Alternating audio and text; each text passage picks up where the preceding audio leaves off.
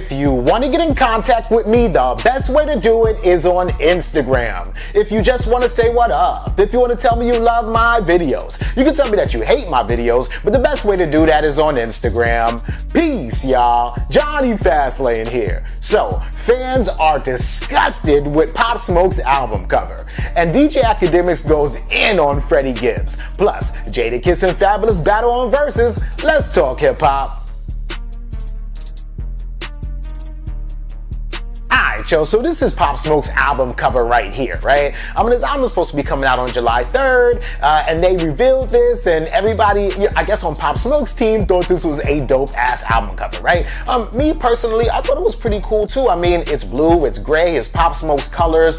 Virgil designed it, and Pop Smoke wanted Virgil to design his album cover, so I thought it was kind of dope, right? But I'm not the only, end-all, be-it-all, because there's a lot of people on the internet that thought differently, right? Alright, so y'all already know, right? Virgil is under fire already for donating like $50 to like coronavirus relief fund, so people are getting at him, right? And y'all know he's the designer, he's the CEO at Off-White, he also works at Louis Vuitton, but people are like, yo, Pop Smoke is in heaven looking down at the rubbish that Virgil made for his album cover, right? Other people like, this would have been better than what Virgil put together for Pop Smoke's album cover, right? Somebody said, Pop Smoke in heaven watching Virgil and his team decide on the album cover, right? And somebody else says, I just want y'all to know that Virgil designed this, so do whatever you want with this info, but Pop Smoke is rolling in his grave right now, right? Somebody even went as far as to be like, yo, sign this petition to get Virgil to work harder on Pop Smoke's album cover, which is insane, right? Of course, the petition isn't real, but y'all get it, right?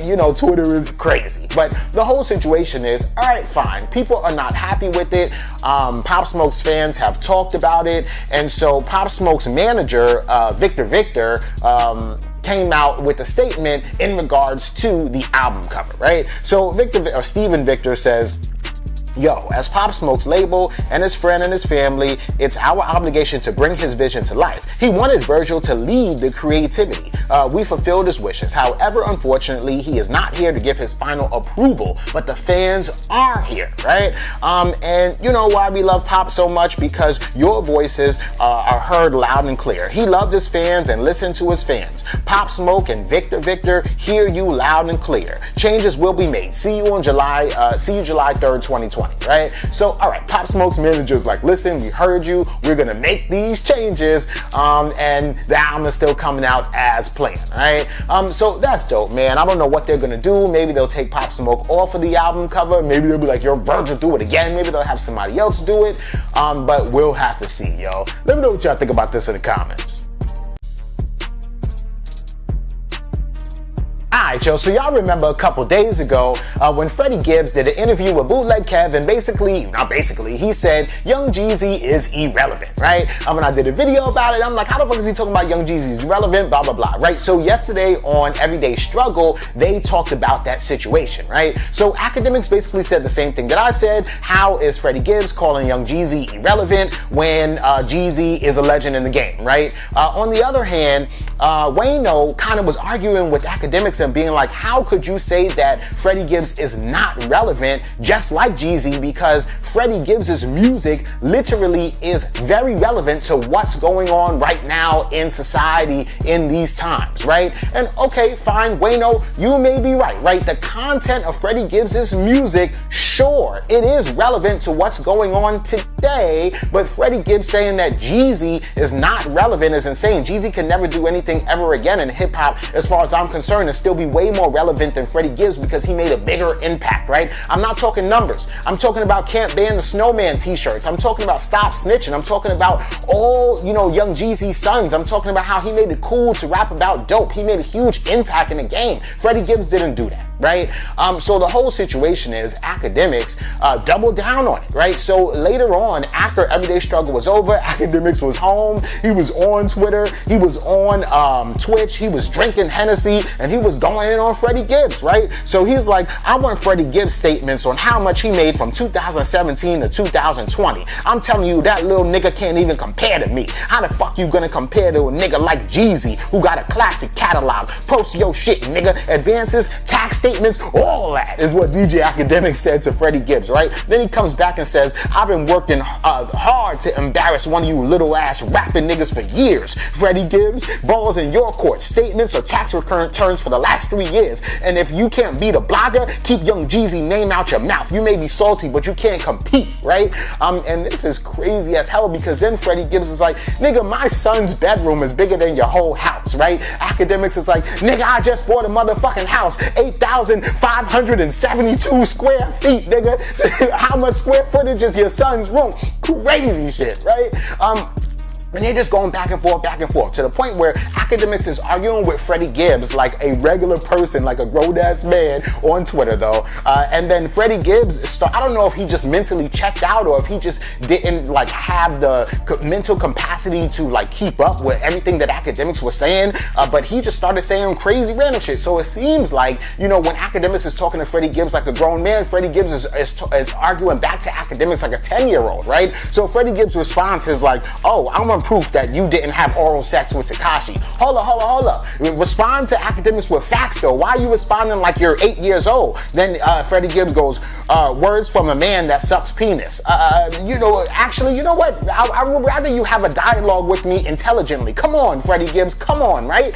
Then he goes, I'ma squeeze your titties on camera. He says that to Akademiks, right? Bitch, you built like a Teletubby. So as y'all can see, Freddie Gibbs is just making fun of Akademiks while Akademiks is drunk and getting hype and going in on Freddie Gibbs, right? And at the end of the whole thing, Akademiks is like, you know, I'm just gonna ignore Freddie Gibbs because clearly he's a troll. Until you want to come up on Everyday Struggle and show proof of everything that you're talking about, don't say nothing to me, right? Then a jeweler, you know, Ben Baller jumped into it trying to say that Akademiks is a bitch. You know, Akademiks said, yo, Ben Baller, you've been cheating black rappers out of their little advance money for years now and nobody wants to speak up. I mean, the whole situation just got crazy, yo. But let me know what y'all think about all this in the comments. I ain't married yet, but when I get married, this is gonna be the song at my wedding. I know I can get Spiz. I don't know if I can get Tamia. Nah, you can get me. You got me. We might have to use Ashanti. I can get Ashanti. Oh shit. Ashanti got love for the kid. Up?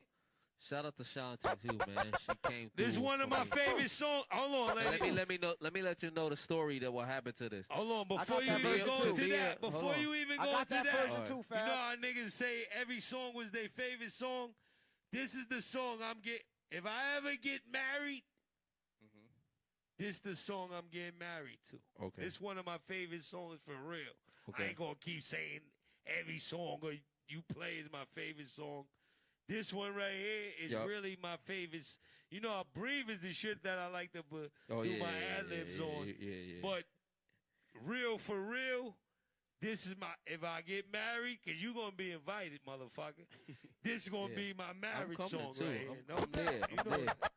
So, alright, yo, so last night Jadakiss and Fabolous battled on Verzuz, right? And this is the Verzuz that I've been waiting for, yo, and they did not disappoint, right? So off in the beginning already, Jadakiss is like, alright, let me tell y'all the rules, right? We're doing 20 songs each. First we're gonna do 10 like street anthems or underground songs, and then we're gonna jump into like the Billboard songs, right? So okay, in the beginning, you know, Jadakiss goes first. He's like, I got a little seniority, so I'ma go first. You know what I'm saying? So Jadakiss goes, drops his street shit, right? Fabolous comes, and I'm gonna tell you right now, yo, in the beginning, Jadakiss was bodying Fabolous because Fabolous was not really playing those street anthems like he should have, right? Jadakiss was killing him until Fabolous played a Jagged Edge song with him and Diddy. Had to, right? Jadakiss is like, okay, I see what you're doing, but we're gonna stick to the script and stay with these underground songs, right?